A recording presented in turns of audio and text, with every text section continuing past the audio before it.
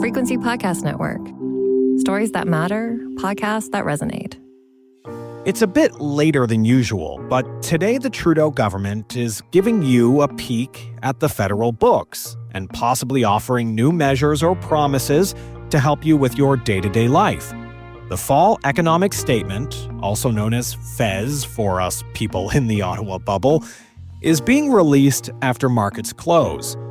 What was once just a check-in to see how the numbers look is now often used by governments as a mini budget, a chance to offer Canadians some extra help or to address some pressing fiscal or economic needs in between budgets.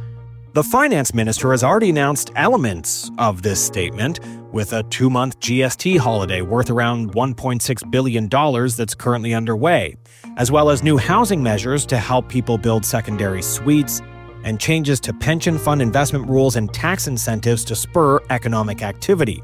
It's something she frames as a way to address the economic nationalism of incoming U.S. President Donald Trump. Canada is going to fight for Canada. Our government is fighting for Canadian jobs.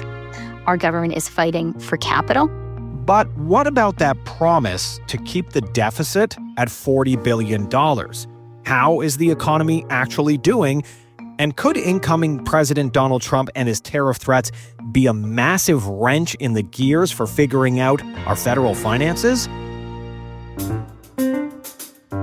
I'm Cormac Sweeney, and today on The Big Story, we're previewing the economic statement with Tyler Meredith, a senior fellow with the Munk School of Global Affairs and Public Policy, who once served as an economic advisor to the Prime Minister and the current and previous finance ministers. Tyler, thanks for joining me. Thanks for having me. So let's separate this conversation into a few different themes. The state of government finances, measures for Canadians, and let's call it external pressures, although I think we both know what we're talking about with that. But we'll begin with the numbers. What should Canadians be expecting when it comes to the state of our economy and the state of federal books when we get our eyes on this document? So in some ways, there's two conflicting stories, I think, that are emerging as it relates to both the economy and the state of the books. So in terms of the state of the economy, overall output in the economy is actually doing better than expected. In fact, in the course of the last month or so, Statistics Canada revised upwards its estimates for what we call nominal GDP, which is basically the value of total output in the economy, price times volume. And that's important because it means that there's a larger denominator of goods and services and income floating around in the economy that, as we think about things like debt and deficit, that we can afford those things because we have higher levels of income. But at the same time, overall economic growth in Canada, unlike in the United States, which has actually been doing very well, has been still, I think, largely anemic for a bunch of reasons, in part because we've just been going through a period of low growth. And that's true in much of the rest of the world, except for the United States. And the consequence of that in terms of our fiscal situation is that if you think of the three different guardrails that Minister Freeland has set out as would guide the fiscal policy of the government. Number one being that there would be a deficit last year of about $40 billion. Number two, that the deficit as a share of the economy would continue to track down. And number three, that the debt as a share of the economy would continue to track down. It looks like, although the overall output in the economy is higher, the deficit may come in higher than expected for a bunch of reasons, which we can get into, but that the second and third guardrail may actually be intact. And so it really depends how you look at or what you're looking for in terms of this storyline, because I think there will be a little bit of that everybody can point to as to whether it is met the objectives of the government or not. The finance minister in several media events was very careful not to talk about the deficit. In fact, every time she was asked about the deficit, she just pivoted towards the debt to GDP ratio, saying we're definitely hitting that. So that could be a very clear signal as to where we're going with the deficit. But how high do you think the deficit could go? The parliamentary budget officer has estimated around $47 billion. There are some people talking about possibly more than that. What's your take? Yeah.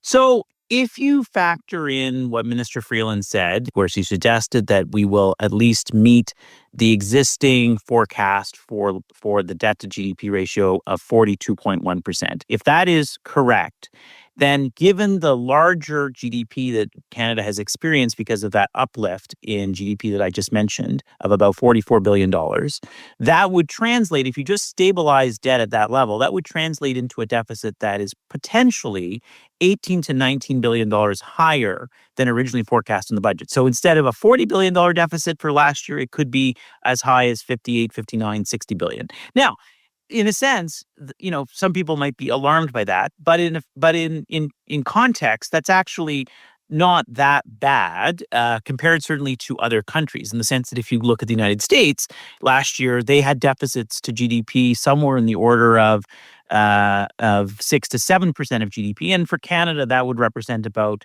1.5%. And so these things are obviously maybe not trending in the direction that Canadians would want, but there's a lot of reasons why the deficit could be higher. Number one, and one thing we don't talk enough about, is that litigation expenses associated with things like Indigenous claims and settlements are often a big driver that can push a government off of their fiscal track unexpectedly so. And these are things that happen below the surface. And I think it'll be interesting to see whether in the fall economic statement, what the composition of that deficit is. Is it happening because of one-time expenses? Is it happening because revenues are coming in less than expected, which would signal a weaker economy? Or is it happening because the government is not able to control expenses very well? Those are three very different scenarios and different stories that we ought to be looking at. Nonetheless, however you shake it out, it is politics, and we have an election coming up. Do you foresee it being politically damaging if they blow past the $40 billion target figure that they had been talking about, especially since the Conservatives, who are riding high in the polls right now, have been focusing heavily on this? Yeah, look, so if you ask Canadians, do they care about balancing the budget and how significant of a concern is deficit or debt at this point in time, typically that ranges somewhere in the single digits as a political concern for most people relative to other things like healthcare, the economy, inflation, et cetera. Now, that being said, over time, that level of concern about the debt and the deficit has been rising. And so I think it would not be I think we'd be foolish to ignore that concern. I think where it's probably more of a political factor to consider is that it undermines the government's credibility in terms of if they set guideposts for themselves, can they actually meet it? And do people believe that the government is credible when it sets expectations, right? That's really the issue here, less so the fiscal context. Because if we come in at that number that Minister Freeland kind of signaled in her press conference earlier this week, Canada will still likely have the lowest debt and deficit as a share of GDP in the rest of the G7, right? Certainly way better than the United States and way better than anything that we're looking at in terms of France or Germany. And so in that context, can we afford it? Yes, we can. I think the political dimension is going to largely be, though, about the credibility of the government when it sets tests for itself. Can it meet it? More on the big story with Tyler Meredith, a former economic advisor to the government, talking about today's fall economic update and how Donald Trump could throw off all the numbers in just a moment. So let's pivot now and start talking about the measures that the government could have for Canadians. We've heard about the GST holiday that Canadians are enjoying. Are you expecting any other interesting nuggets or new measures beyond what's already been announced? In terms of affordability, probably not, because I think the government wanted to get out as soon as possible to advertise to people that there was help on the way. So on that level, we can probably expect what has already been announced will be the main measures in terms of the $250 that you can expect to receive and the temporary GST holiday. But there's probably going to continue to be other initiatives, maybe less retail for most voters, but important initiatives nonetheless in terms of housing and probably also even on economic growth measures, which are particularly relevant as we go into a potential trade war with the United States. I suspect Minister Freeland is going to come back with some initiatives, perhaps around artificial intelligence, perhaps around investments in industrial capacity, critical minerals. We'll see what comes on that front, but I think she probably wants to also cast a bit of an economic growth narrative, especially at a time in which Canada may be going into a period of headwinds. The $250 checks that they had promised, but the NDP is not too hot on because they believe it doesn't go far enough. Do you think the government might try to use the fall economic statement as a way to implement that measure? Well, it's likely that they're going to have to bring forward legislation and a Budget Implementation Act to do that, and so the Fez will be an opportunity to put that forward. And I suspect the government will want to try to seek passage of that. They're going to have to resolve with the NDP whether or not that's expanded, but it would not have made sense to show your hand on that front until the Fez is tabled, because it's going to have a significant fiscal impact. And again, if you get forced into having to expand it, you want to be seen to have been forced to have expanded it because of the entreaties from the NDP, rather than to have gone there automatically. I think what's interesting, just on the question of the deficit and the interaction with the significant measure that was announced on affordability, is that some of that money is probably going to get booked into this past fiscal year, this current fiscal year that we're in, that will end at the end of March, and some of it may go past into next year. And so it'll be interesting to see how that's absorbed, because again, on the question of what the deficit and the debt looks like, it's interesting where that's profiled in the fiscal framework. Yeah, because if those checks are included but don't kick in till April 1st, they wouldn't apply to this fiscal year. They would apply to next fiscal year. And there could be some playing with the numbers, or at least biding some time for the government to try and play more with the numbers to make that work and look a little bit better for Canadians, correct? That's right. It sounds like you might know how to craft a budget. I don't want that responsibility. Let's talk about the border plan. We could be getting $1 billion for our border. Are you expecting to see that in the fall economic statement? There have already been some indications that there will be elements in there.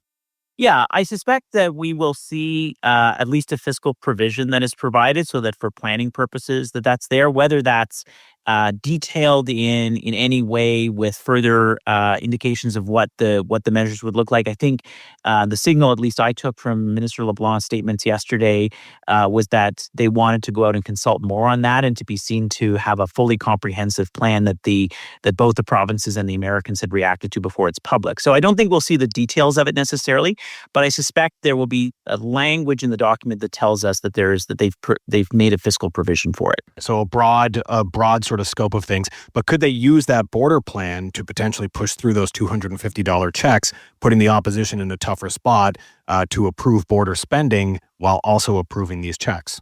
Yeah, look, I mean, that's the interesting part of how you craft a budget, especially in minority parliament, right? Is that in addition to the document, the consequence of tabling the document is that there's usually a piece of legislation attached to it called the Budget Implementation Act. And so there's a series of things that the government, having been in the midst of a filibuster, right, for much of the last number of months, has an opportunity here to put forward legislation in an omnibus form that puts together lots of different things that they would want to seek passage of, which could include the money for the checks, as well as potentially the capital gains legislative change to affect the tax change announced in the last budget, which has not been legislated yet, as well as other legislative measures that have kind of stalled, because it's the last opportunity, I think, at least until we get to the budget, where we know that this is probably going to pass, because there will probably be an agreement, at least in terms of accessing those affordability measures, that the NDP will want to make sure that is brought forward.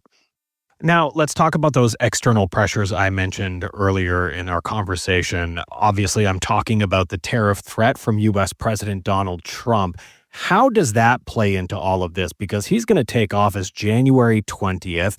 That's when he's threatening to bring in these tariffs, and that falls into this fiscal year, which will have to be addressed by the fall economic statement, or possibly. Do you think they're going to be working in some sort of risk factors when it comes to the threat of tariffs from the U.S.? So I'm not sure that you will see a provision made for that at this point in time, because I don't think the government itself wants to show its hand about its assumptions of what the U.S. administration will do. That would not necessarily signal, would not pretend good news necessarily. I think, though, what you will see instead is, at least if I were there, and what I have seen in the past, is that to deal with that dynamic, which is a real threat, it's a real unknown, right, is typically in the document, there is a description of risks with an upside scenario and a downside scenario, right? And so it would be really sensible in this context to provide more color and detail in that downside scenario about what it would look like if we had a recession potentially brought about by trade disruption, right? So we already know from estimates that have been done from forecasts from the Canadian Chamber of Commerce that if Canada had was exposed to the kind of tariff that Mr. Trump is proposing, although that was estimated on a 10% tariff, not a 25% tariff. And there was full retaliation that we would be looking at a recession potentially in the order of a drop of GDP of about 2.6%. Just for your listeners' context, that's about half of the drop that we saw in 2020 during COVID, right? So a recession about half as bad as COVID, for whatever people may remember of that experience. That would likely, if you just run the math on those numbers, probably lead to an increase in the deficit on top of what's already forecast by about $12 to $13 billion in next year. So that's a significant change, right? And it would have knock-on effects in terms of higher unemployment, access to employment insurance, et cetera. And so I suspect that downside scenario will explain some of those potential risks. They may not call it out as a trade disruption, but you can kind of get the sense that it would be anticipating some order of magnitude recession of that size. Yeah, and those are just the forecasts. They're not actually built into the figures that we Framework. see, the actual framework, as you say. So this tariff threat situation could potentially throw off all of the numbers we see in the economic statement. Absolutely. And I think that's what Canadians have to kind of get comfortable with, is that we're entering a period of high uncertainty. And in some ways, there's value in the government maybe being a little bit more upfront of saying, yes, we should expect that there will be some disruption. We will get through that. Don't worry, Canada has a plan in terms of how to retaliate. But we should expect that there's a high degree of uncertainty. And the way to deal with that uncertainty is for the government to, I think, start to explain that people should prepare, that there may be a period that we enter into next year, not desirable and hopefully not for a prolonged period, but a period nonetheless that we may enter into where there is potential tariffs applied to our exports and in turn tariffs that we will likely have to apply to imports. And I just think the more that we start to talk about that, businesses start to examine the implications of what that might mean for them, we will be better prepared when that comes, likely in January. Tyler, anything else you want to add about the fall economic statement that we may have missed? Well, I think it's important to remember that this fall economic statement is happening, kind of late in December. It's not unprecedented for it to be in December, but we're going to have another fiscal event not long after this, in 3 or 4 months' time, and that budget is actually probably going to be a better representation of what we're actually looking at, because by that point in time we'll have a Trump presidency and we'll know whether or not we're actually in a recession caused by tariffs. All right, Tyler, Meredith, thank you so much. Really appreciate your thoughts on all of this. Thanks for your time, Cormac. That was Tyler Meredith, a senior fellow with the Munk School of Global Affairs and Public Policy and a former economic advisor to the government. He was speaking with me about what to expect from the fall economic update and how the incoming president and his tariff threats could pose a challenge to fiscal forecasts. Just a reminder about a new great listening experience for you. You can listen anytime to the Big Story podcast on Seeker. That's SEEKR. I'm Cormac Sweeney. Thanks for listening.